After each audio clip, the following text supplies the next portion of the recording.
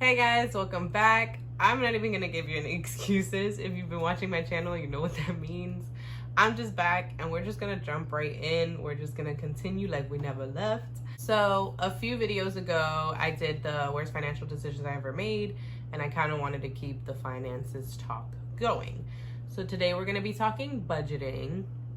I'm gonna preface that by saying I am not a professional. I'm not a finance expert. I have no professional training in this. These are just things I've learned along the way and things that I have found work for me. So if you are interested in checking these tips out, then please keep watching. So I want to start off by saying, I know it can be tough when you're watching YouTube videos. You know, you click on that video with a title that's like, how I save $50,000 in a year. And you're like, holy smokes, I want to do that. And then it's this girl and she's like, you know, it's just me, no boyfriend, no children. I live at home with my parents. They don't make me pay any bills. I don't have any bills. The car I had, they bought for me on my 16th birthday or whatever the story is. And not to knock anyone. I mean, thank God for all of your blessings and that you were able to have all those things and get all that help. That's not everybody's situation. Some of us just had to get out because, you know, it was difficult to live with our parents. Some of us just had to get out because we didn't have a choice. Like, you know, every situation is different. But I'm just saying it's tough when you don't come from that and you're like, I can't do that. Like, I live on my own. I have to pay rent. You know, I have to pay my phone bill. I have to pay my car. Like, these are things I have. Like, how there's no way to avoid that. But anyways, all that to say, I felt like I wanted to make this video because I'm a person who really doesn't have anything in savings yet. I'm literally just starting out. Like, I've been messing with my budget for a while. You know, trial and error. And so I'm just now getting the hang of like, oh, I'm actually having money aside to put into my savings. So I felt like it was a good time to kind of share the tips I've learned and the things that have worked for me because maybe they will work for you, you know? So I'm a mom. I live with my boyfriend and our 2 daughters, a toddler and a baby. So that's the background on me. We are going to jump right into tip number 1. And tip number 1 is to make your budget work for you. What that means is to make your budget based on the person you are now. Not who you want to be, not, you know, who you're planning on turning into, whatever, who you are now. When you turn into that person, then cool, you know, you can redo your budget to fit that person. And what I mean by that is, for example, with myself, a mistake I made a while back was, you know, I decided that I was going to become the person that cooked at home every single day and we didn't eat out unless it was like some special treat, you know, once in a blue moon. And that's just not me. And so I would end up buying all these groceries. They would go bad because we were still, you know, grabbing food out. And so basically going with the tip, I learned from that. It's like, okay, well then, you know, go based on who you are. You're a person who likes to eat out. So instead of budgeting, you know, let's go with $100 just because it's a nice number. Instead of budgeting $100 for groceries, you could say, okay, I'm going to spend $30 on groceries and $70 is going to be when we eat out. And that way, you're not feeling badly when you've spent money on groceries and then you're doubling up that money spent on food out because you don't want groceries. And the same goes for a lot of things, you know. For example, I may not put in my budget like money to do my hair. I do my hair every once in a while, like do hair as in go to the salon and get it done. But I will do my hair once in a while, but it's not something that's like crucial to me. But for some people, and you know, some of us might be like, that's not that deep. For some people it is. For some people it's the difference between depression and happiness. Like for some people it's the difference between confidence and feeling like crap about yourself, you know? And that's okay. Like that's where the budget, make the budget for you comes in. A lot of the times we look around us and we let people around us convince us of what our life should look like or our things should look like. Not a lot of time, all the time. That's all our lives are, like social media, hello. But yeah, so that's what making your budget work for you is. If a little extra money, I like home decor. So sometimes I take money out of the budget to be able to buy stuff to organize or to decorate, you know, like, and that's okay because that's what works for me. That's what makes me happy at the end of the day, you know. You also want to be happy with your budget. So that's to make it work for you is make your money do what'll be best for you. My next tip is to give every dollar a job. What that means is sit down, write down all the money you make, let's say within the month. You know, you're gonna add it all up. You can split it up however you want. I get paid twice a month, so that's how I split my stuff. If you get paid every 2 weeks, split it up every 2 weeks.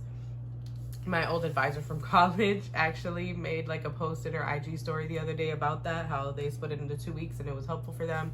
I so wish I got paid every 2 weeks, because I feel like that it would be a lot easier to keep up with my bills. You know, I'm doing better now, but before. But anyways, give every dollar a job. So you write down every dollar you're making, and you're literally going to like give every dollar a job. This much is for rent, this much is for my car loan, this much is for my car insurance, this much is for food, this much is going into savings, this much is for gas, until you're at zero. Here's how I do mine. ENT is short for entertainment, subs is all my subscriptions, INS is insurance. I get paid on the 15th and 31st. So this is how I break it down. So typically, what we typically do is we get our amount, we take out all our bills, and then what's left, we're like, that's for us to spend. And I think beginners wise, I'm sure you professionals out there are like, nah, I remember that. But beginner wise, you forget about things like gas, groceries. If you have kids, you don't factor in diapers, you know, because you're thinking the bills that come out, like actual bills, and you're not thinking like this stuff that you wouldn't really consider bills. And so giving every dollar a job helps you make sure you get everything you need out of your money. So, you know, you don't pay all your bills, spend all your money, and then you're like, shoot, we need diapers, and I only have $5 until I get paid again, you know? Like, no, you've already factored in diapers. So the diaper money's right here. You go buy diapers. That also helps with making sure you're saving as much as you can. And you're thinking, well, what about fun?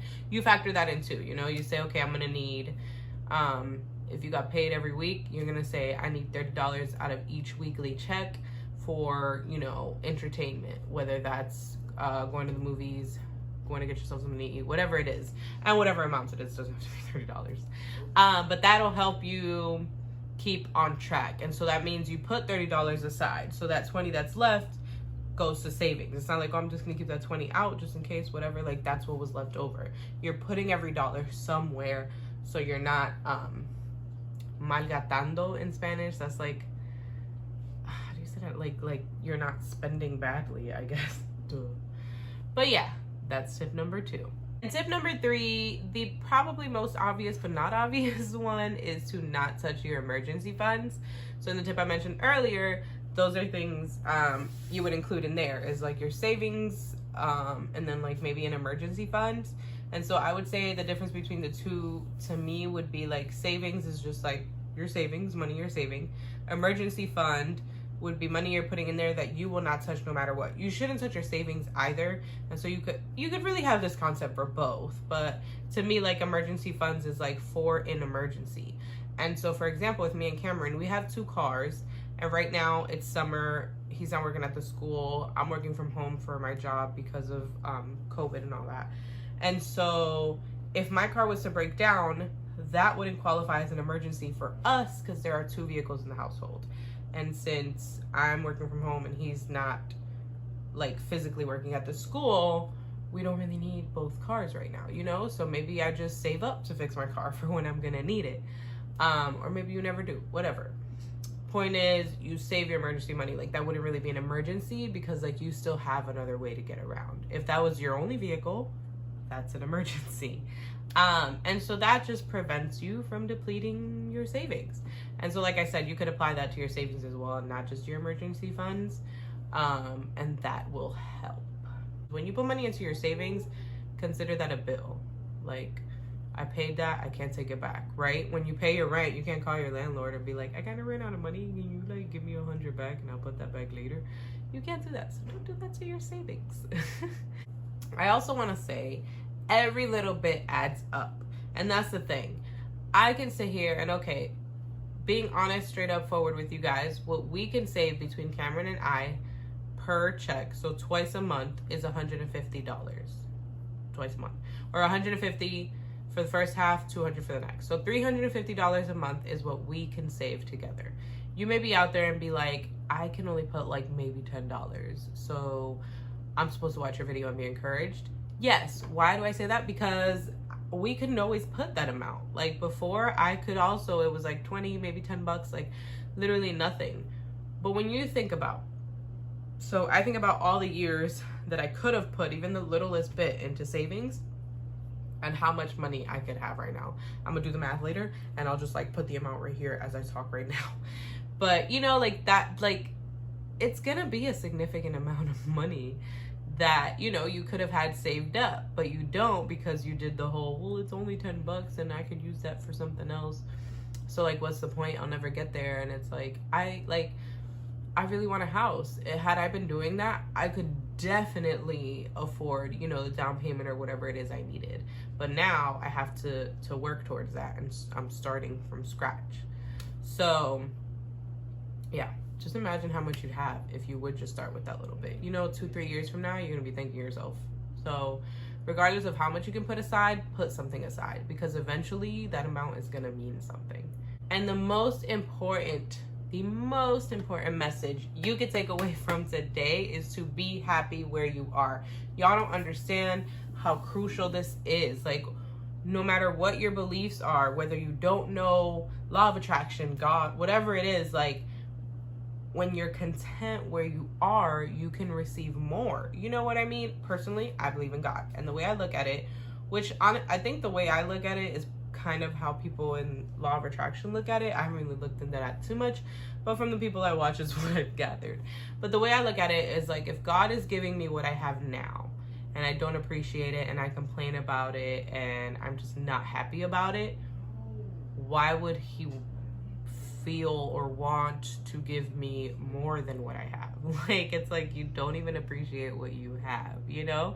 And I think that's similar to the law of attraction thing, because I remember somebody making the analogy of, like, you know, when you're walking out of a store or something and you see like a penny on the floor or a quarter, and the girl was saying, like, I always pick it up because that's essentially like the universe testing you. Like, if you don't even want to pick that up, why would I give you like $100 bills? So be happy where you are, because it's gonna feel a billion times better like as you progress. You know, you're gonna look back and be like, oh my God, like that's crazy, like I was doing this and look at me now, you know? So, and of course the best part is that I am giving you guys all these tips as I am recently learning them and applying them. So that might sound to you like, girl, you don't even know what you're talking about, how you gonna help us? But like, that's the best part. We can go through this journey together and you have somebody who's where you are, you know? Because personally, I don't know about everybody else, we're all different, of course. When I watch those videos, you know, where people are like, how I save $50,000 in a year, and it's like not realistic for me, or like they're already at the end game that I want to be at, it can be kind of tough to feel motivated or feel encouraged to start. So I hope you guys will start your way to like financial freedom or whatever you call it, getting better at it. Definitely comment, keep me updated, like this video, comment down below if you're going to use one of the tips, if you already are, like what savings means to you, whatever you feel like, button down below. Subscribe to my channel and I'll catch you guys in the next one. Bye.